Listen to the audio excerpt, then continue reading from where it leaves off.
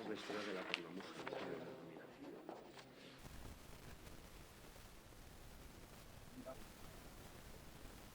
De hecho, ¿Dónde firmáis? esa es la historia de la cornamusa. Es un símbolo, de hecho, por ejemplo, manejando, porque ¿Dónde firmáis?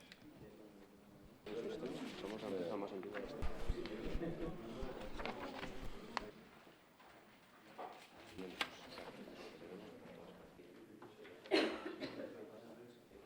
Y Primitivo Sánchez, que se mantiene tanto en el patronato como en el comité. Depende de Navarra, pero País Vasco también, ¿no? Sí. O sea, Habla primero Miguel Ángel. El correo entonces estaba en otro lado, ¿no? Entonces la Yarlongua no coincidió con el gobierno de ese Una funcional, el Campo Nacional, una funcional para... y eso estaba en el centro. ¿No? El aeropuerto lo tenemos. Muy de colaboración.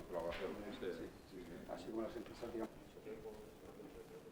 No, pero hay empresas que están igual. Derivar, si necesitamos más para apoyar a los deportistas, por apoyo de